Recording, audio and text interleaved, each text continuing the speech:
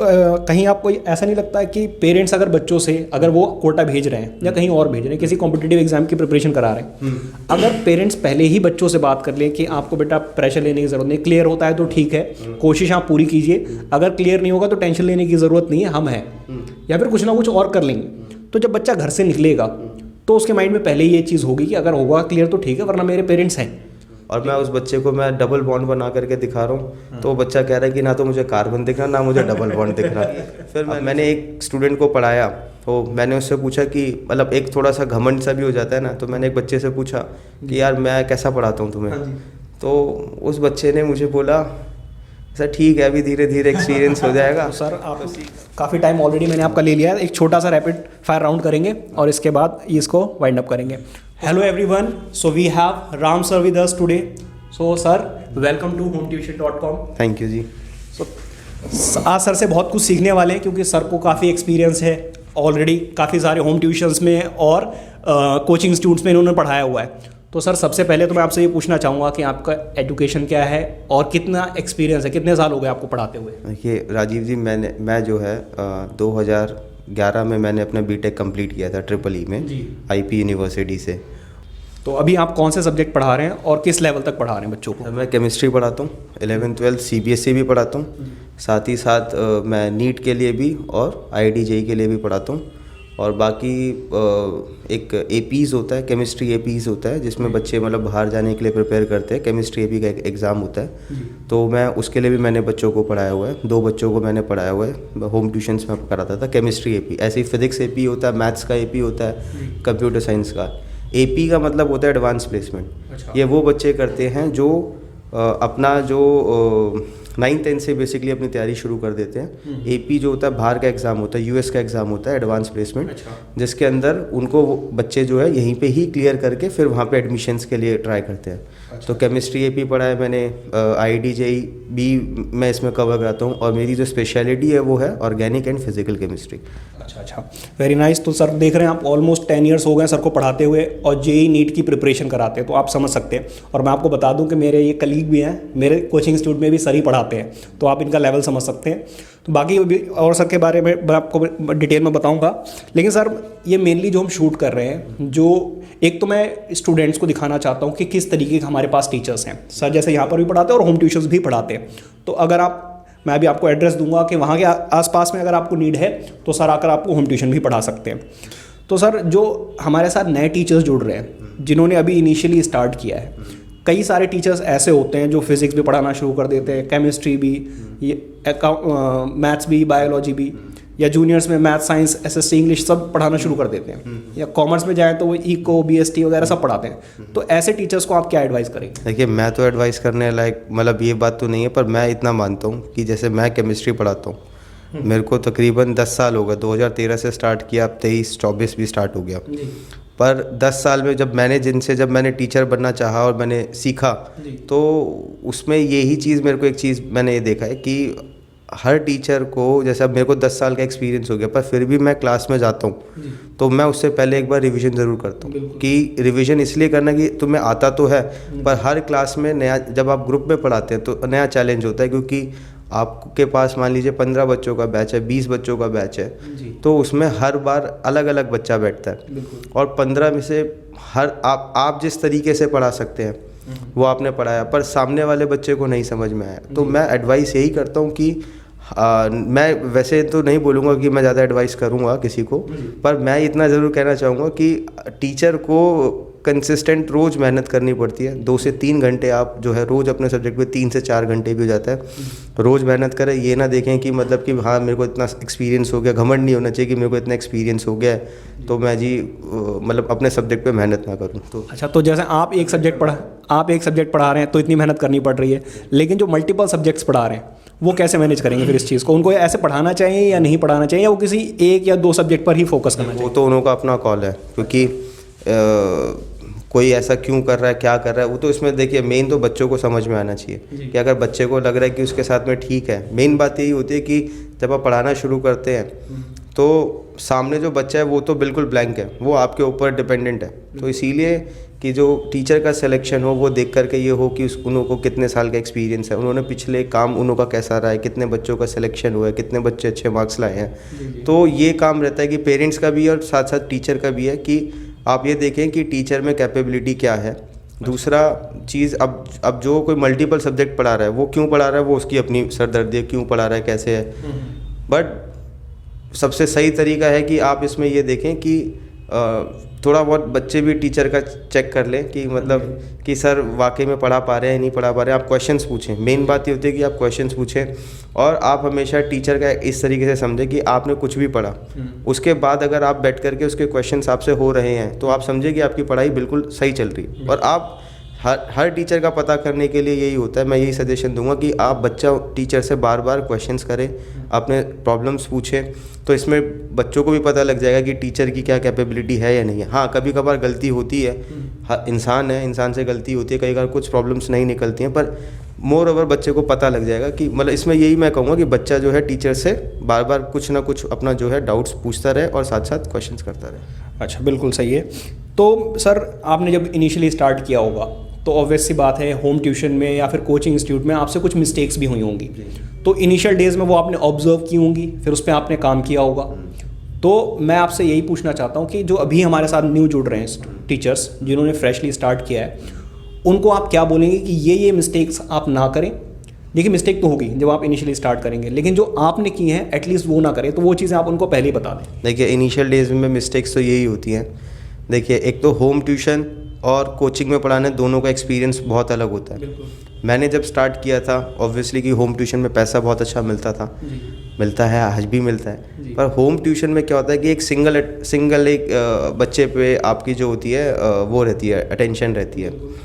अब उसमें और फिर जब अगर आप कोचिंग में जाएं तो कोचिंग में वहीं जो बच्चे होते हैं वो एक से बढ़ कर के 15-20 आपके बैच में बच्चे हो जाते हैं। तो इन दोनों का एक्सपीरियंस अलग है। अगर मैं ये नहीं मानता कि जो होम ट्यूशन पढ़ा रहा है, अगर आप एकदम से उनको किसी 15 बच्चों की मिनिमम क्लास में बिठा दें तो उसमें क्योंकि मेरे को इनिशियली मिस्टेक्स ये होता था कि मेरे को कॉन्फिडेंस नहीं आता था, क्योंकि एक बच्चे के सामने डिलीवर करना अलग होता है और जब आप कोचिंग में बैठते हैं, कोचिंग में 15-20 बच्चे होते हैं तो उसके अंदर आपका अलग रहता है, क्योंकि नर्वसनेस इनिशियली आती थी।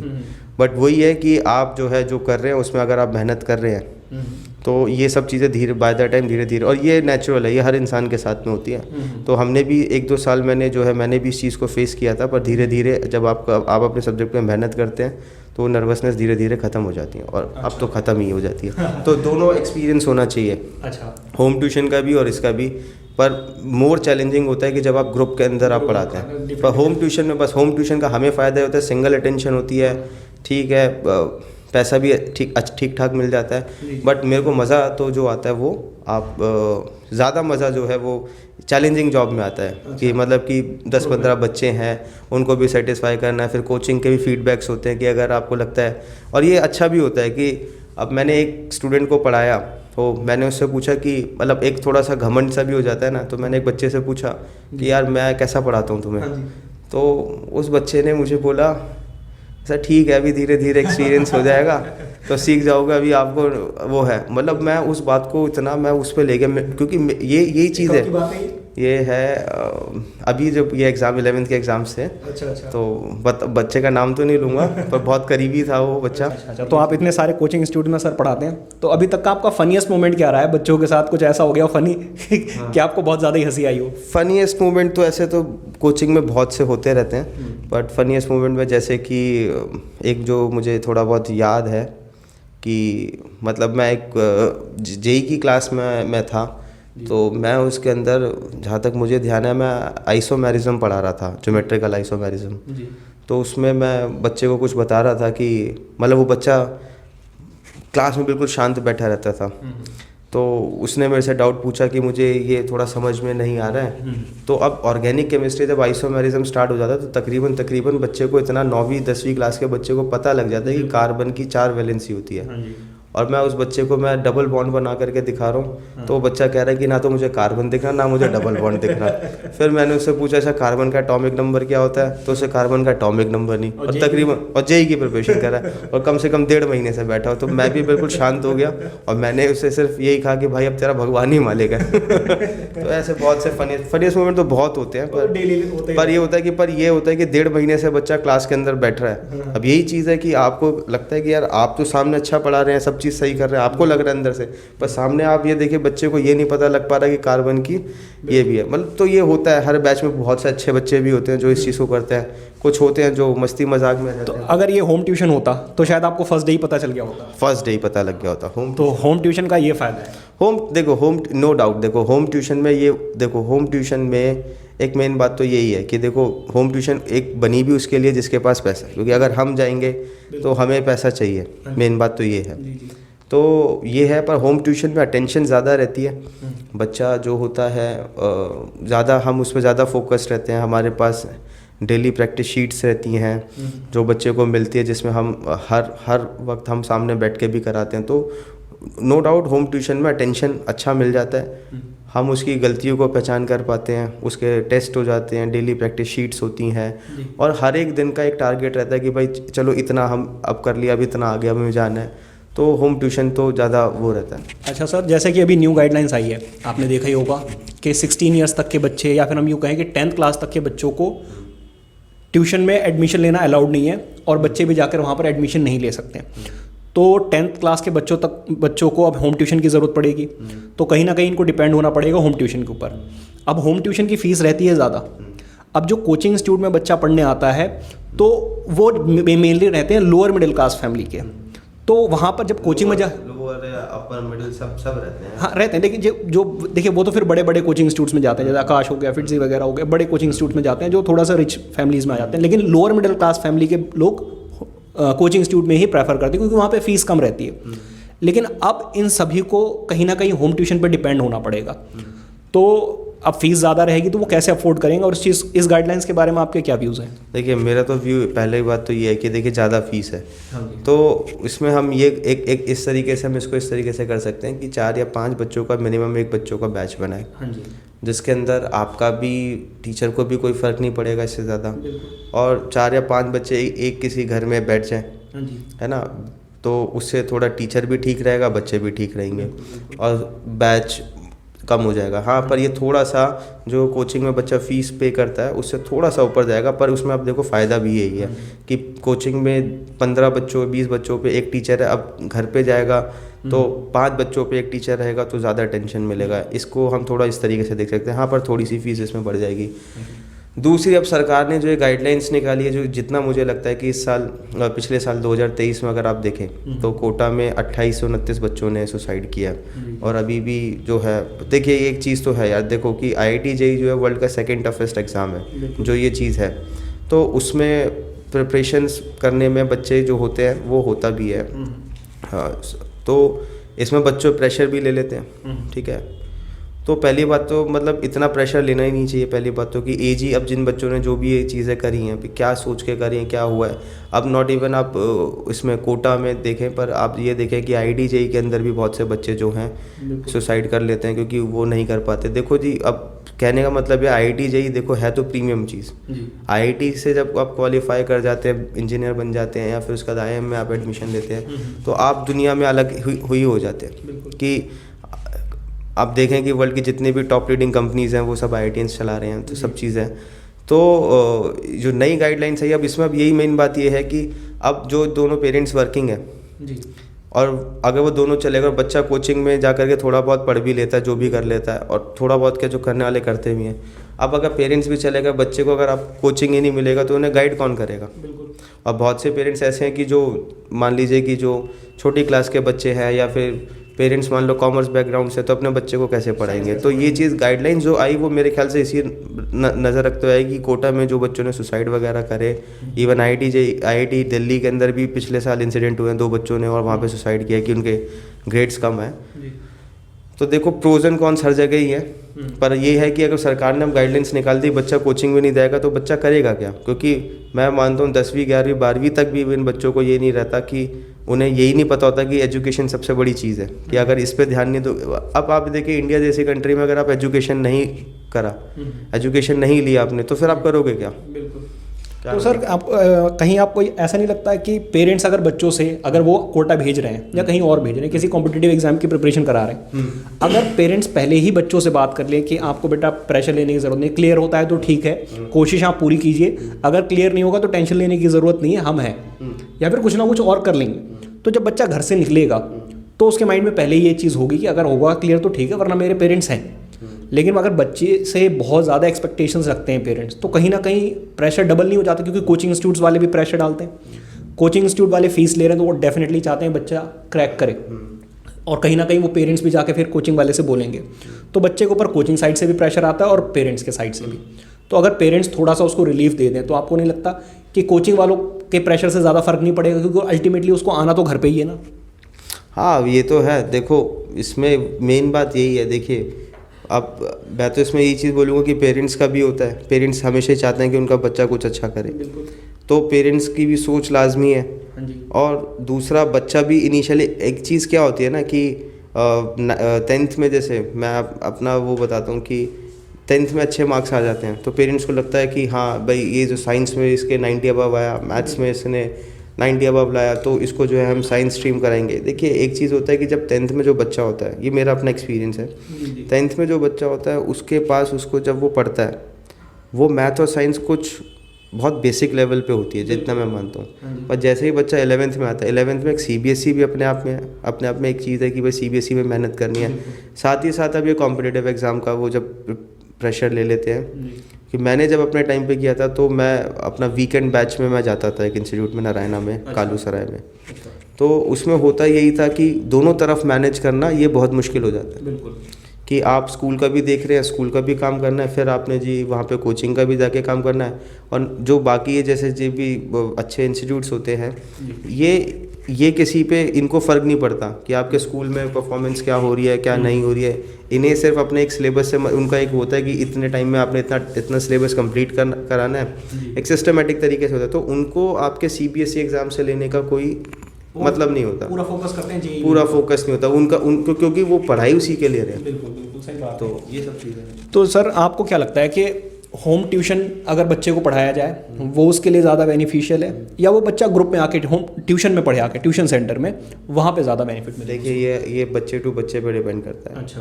कि करने वाले तो अगर आप देखें तो खुद से भी पढ़ करके बहुत कुछ कर लेते हैं, है ना, तो ये बच्चे पे डिपेंड करता है और बच्चे की डिमांड पे डिपेंड करता है। अच्छा, तो आपको अब जैसे कि हम तो अपने फ़ायदे हैं। अब जी मैंने ये गाइडलाइंस देकर ही अपना ये hometuition.com स्टार्ट किया है, क्योंकि बच्चों को होम ट्यूशन की ज़रूरत पड़ेगी, और मुझे लगता है मेरे पास बहुत सारे कॉन्टैक्ट्स हैं, बहुत सारे टीचर्स मेरे साथ कॉन्टैक्ट में हैं, तो मैं उनको ट्यूशन प्रोवाइड करवा सकता हूँ एक अच्छे टीचर के साथ।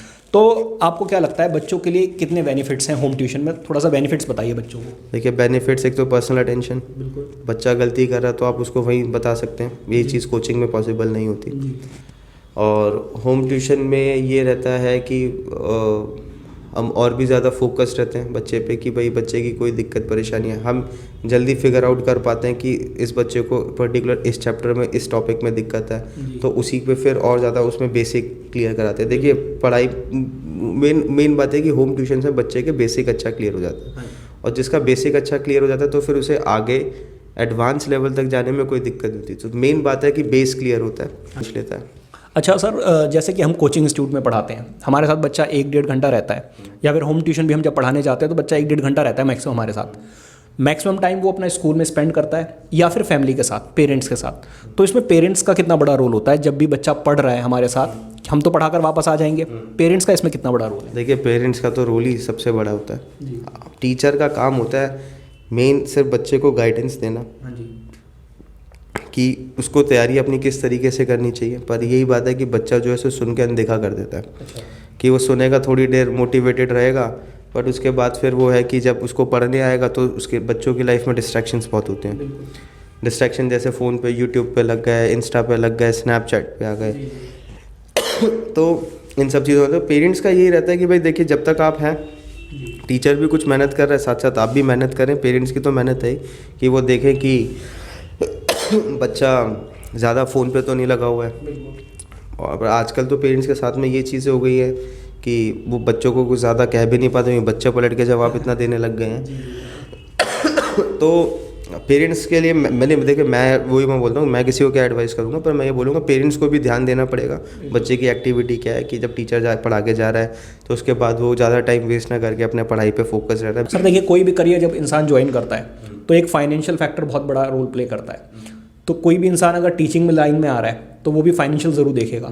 तो मंथली उसकी कितनी अर्निंग हो जाती है, तो मैं आपसे मंथली तो नहीं पूछूंगा, लेकिन मैं आपसे हाँ नहीं, मैं आपसे मंथली नहीं पूछूंगा कि आपकी अर्निंग क्या है। अब आपको 10 ईयर्स हो गए तो ऑब्वियसली अच्छा आप अर्न कर रहे होंगे, लेकिन आपने जब इनिशियली स्टार्ट किया था तो मिनिमम कितनी फ़ीस आपने चार्ज की एक होम ट्यूशन से, और अभी तक मैक्सिमम एक होम ट्यूशन से आपने कितना अर्न किया है मंथली?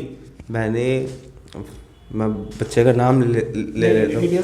हाँ। बस अमाउंट नहीं, बस मैं वैसे ही बता रहा हूँ। एक मैंने नोएडा में मैंने सबसे पहले स्टार्ट किया था नोएडा में, तो मेरे को उस टाइम पे 400 रुपये पर घंटे के हिसाब से मैंने उधर पढ़ाना शुरू करा था। प्रज्ञा नाम था, क्योंकि मुझे इसलिए पता, क्योंकि जो मेरा पहला स्टूडेंट था उसका नाम मुझे ध्यान है। अब आज के बाद तो मैं पूरा अगर मैं काउंट करूँ तो मुझे कुछ के तो नाम मैं भूल ही चुका हूँ।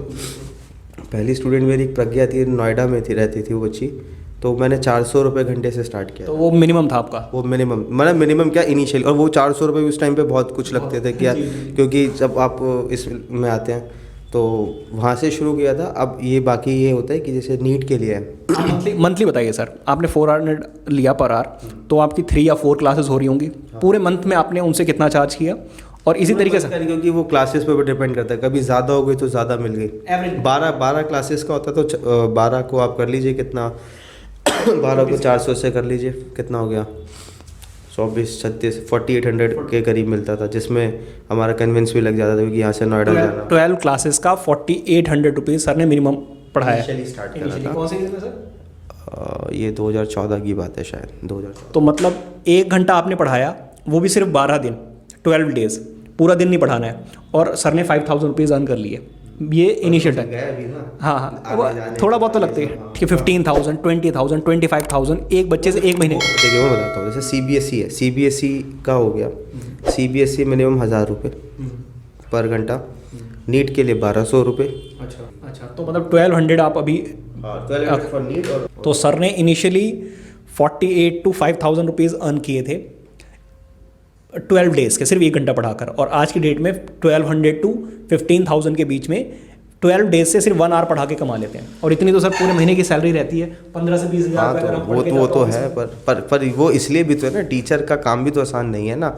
बच्चे को कन्विंस करना, उसे पढ़ाना, समझाना, खुद अलग अलग तरीके से खुद समझना फिर पढ़ाना, तो ये चीज़ लगता है, ये देखने से ज़रूर लगता है, पर जो कर रहा है आप इनिशियली ये एक्सपेक्ट नहीं कर सकते। आप देखिए अब आप सर, आप भी टीचर हैं, आपको ही पता है कि जब ये एग्ज़ाम्स टाइम आते हैं हम कितना स्ट्रेस हो जाता है कि अब एक ही चीज़ को आप बार बार रिपीट करा रहे हैं। रिवीजन में आप पूरा सिलेबस रिवाइज करा रहे हैं, जो चीज़ आप पूरे साल पढ़ा रहे हैं उसको आपको महीने के अंदर करना है। टीचर हमेशा देख रहा है कि उसमें इम्प्रूवमेंट कैसे आ रही है, क्या और हम कर सकते हैं। तो ये मतलब ये लगता है कि 1 घंटे का 1000 रुपये ले रहे हैं, पर आप ये देखिए कि इसमें लगातार कितने सालों की मेहनत जुड़ी हुई है, तब हम वहाँ तक पहुँचे हैं। और फिर एक ही चीज़ मोनोटोनस सा हो जाता है कि एक ही चीज़ को बार बार करा रहे हैं, तो फिजिकली इतनी थकावट नहीं होती जितना मेंटली हो जाती है।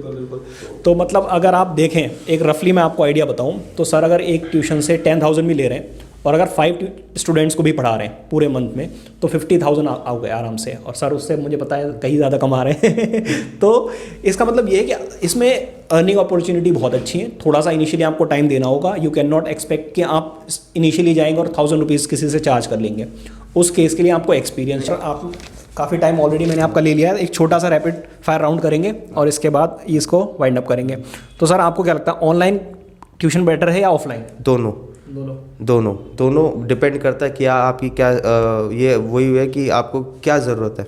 अच्छा। अगर आप दूर रहते हैं तो आपके लिए ऑनलाइन ज़्यादा बेटर है ना, आप आने जाने में आपका टाइम बचेगा। पर ऑनलाइन में यही होता है कि मैं समझता हूँ कि बच्चा अगर सिंसियर है वही करे, क्योंकि फिर बच्चे डिस्ट्रैक्शंस बहुत। आपको किस में पढ़ाने में मज़ा आता है? ऑफलाइन में ज़्यादा मज़ा आता है।